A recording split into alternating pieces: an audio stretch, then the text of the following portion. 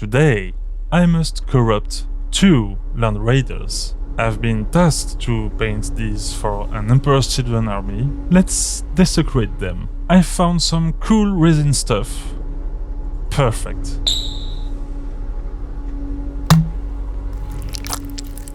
Hole.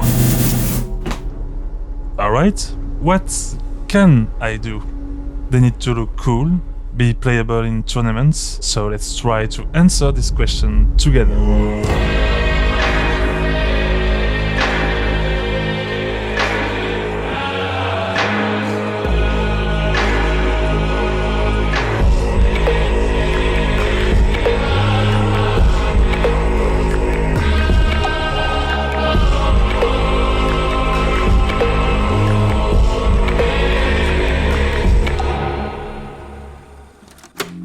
Welcome, my name is Hubert, and today let's transform these 2 Land Raiders with what I have on hand. This is a commission for Attila, a dear viewer from California. He wants to add these to his Emperor's Children army, and he wants to be able to play them anywhere. So there is one rule: I must not change their footprint nor volume. And let's just say when he first asked me to paint these, I got carried away. There are tons of great kits out there and stuff to do, but they do change the model too much, so not this time. But that's good. I have to improvise, and it's in moments like these that you tend to learn a lot. Now I want you to focus on a quick exercise, and maybe you already often do this. Let's use today's project as an example. Picture 2 blank Land Raiders. Now I want you to tell me what instantly comes to your mind if I ask you to make them unique. And I want you to share this. I'm sure it's only decent thoughts, right? Now that's what I did. And after a bit of research, I went with a few things I wanted to try. Chains, shell impact, this, classic Emperor's Children colors, the new Vallejo True Metallic range, a bit of weathering, and hold up, there is one thing I have to try.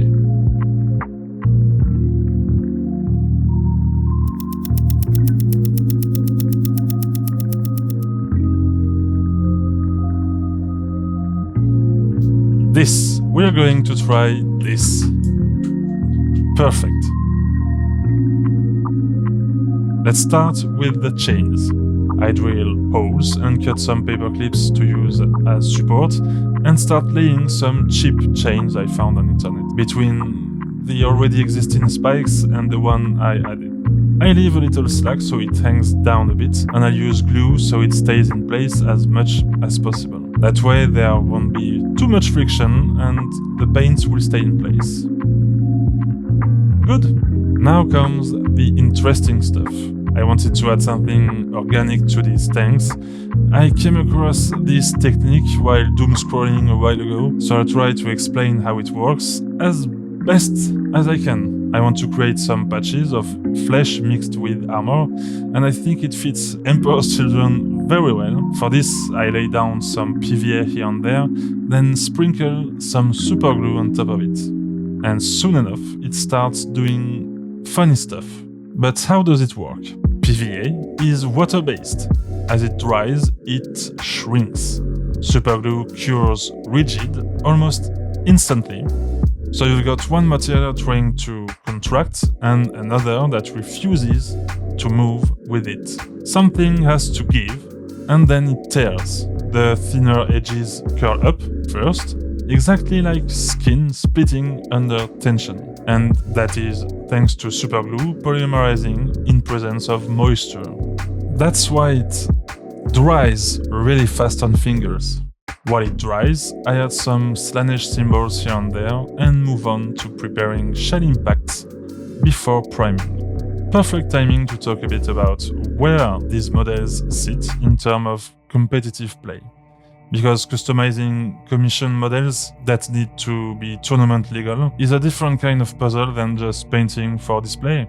Games Workshop has had a long and Honestly, pretty relaxed relationship with conversions and proxies. The guiding principle being in competitive Warhammer, it's WYSIWYG. What you see is what you get. Meaning whatever weapons or war gear your model is carrying on the table, it needs to actually be visible on the model.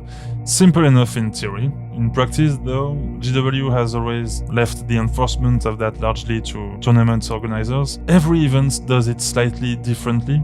There's actually a fun little piece of history there with GW. Back in the day, Games Workshop stores used to keep what was called a bits box. A community pile of spare parts people had donated, free to dig through and use for exactly this kind of kitbashing. That tradition quickly died around 2015, apparently for sanitary reasons. Genuinely, the bits box was a health hazard. What's that smell? Oh, that would be me. I've been swimming in raw sewage. I love it. Now to painting. Attila uses Emperor's Children from Citadel to paint his army, so I'll use the equivalent from AK. I'll use that as a base, then work towards pink to give it more punch. Before I leave you to it, quick mention of the tabletop aspect for these Land Raiders. For Emperor's Children, it's a fast and tanky flawless blades transport that lets you get to your opponent's deployment zones even faster. As for what goes on inside of Emperor's Children vehicles, hard to say. Computer, generate 80-foot tall version of Daisy Ridley circa 2019 with a full bladder. Increase my olfactory sense by 5,000%. Disengage safety protocols and run program.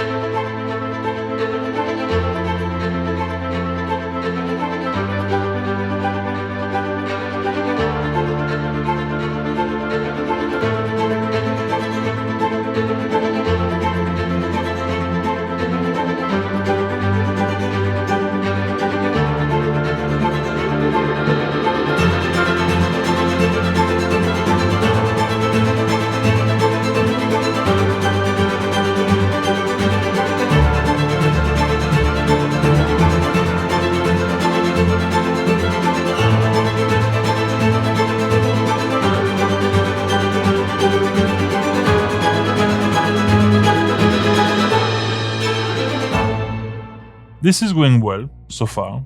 There is one issue though. I am not painting these for myself, and as of now I'm recording this video and still haven't shown the results to the owner. And if you've done any creative work for someone else in your life, you might know what it is: the anxiety of delivery, awaiting the client's feedback.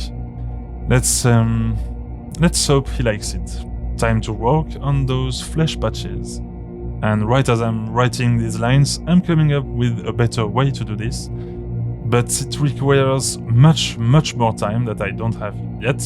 So starting from ivory, I make sure I get it nicely into the recesses, for the idea is to have a bloody flesh and muscles tearing through the hull. Next, I use Crimson Carrion Villainy ink on the same spots.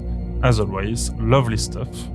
And while we are talking brands, I've mentioned it earlier while using them, but let's take a moment to talk about the True Metallics, the new True Metallics from Vallejo. If you are looking for really good metallic paints, you can go for them with your eyes closed. I'm not affiliated with them or anything. I've been wanting to try them for a while, and this is just a great formula. And they even sell them in pre-made triads with a base, shade and highlight. Easy. Can't wait to try them in weirder ways. Back to painting. While the enamel is drying, I'll just add some texture on the tracks, but only where it's supporting the tank. I don't want Attila to get unstable models on the table. And while this is drying, I go over my flesh patches with magenta, pink and dark grey again, depending on where they stand on the hull. I'm curious to get your opinion on the results here. I know this is just the beginning of a great adventure with mixing PVA and superglue, so if you know some nice stuff we can do with it and try on the channel, you're welcome to share. And that leaves us to the details and glow effects. I'll prepare the engine vents with white oil, and now I know, thanks to prior screw-ups, that I really need to let it sit and dry. For the headlights, I went for fluo green being a tertiary color complementary to magenta. It should work nicely, in theory. I know this is an oversimplification, but when picking a color for glow effects, if you want it to pop, going with complementary colors will most of the time work. Right, green headlight, green lenses, red hot vents, and a bit more weathering. Let's finish these Land Raiders.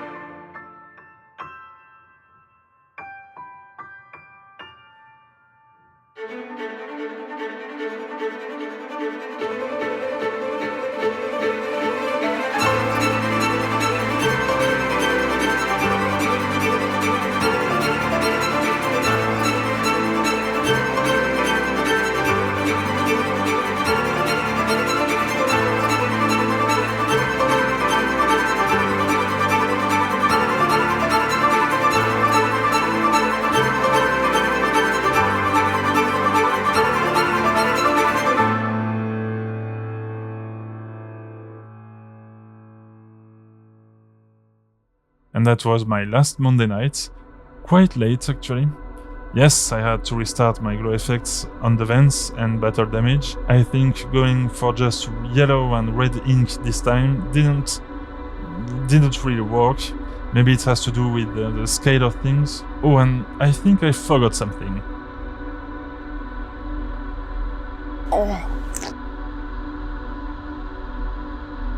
Perfect. Let's take a look at the finished Land Raiders. Again, I'm really curious to get your opinion on these. So, Land Raiders.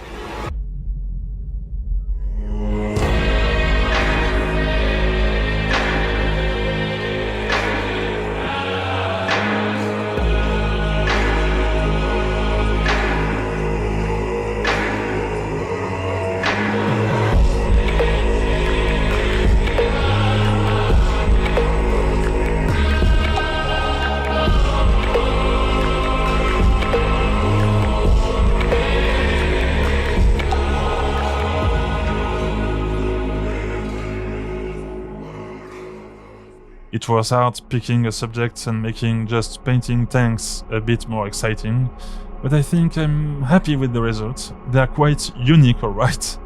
I love how the metallic parts turned out and how the flesh adds something more to them without changing them too much. What do you think?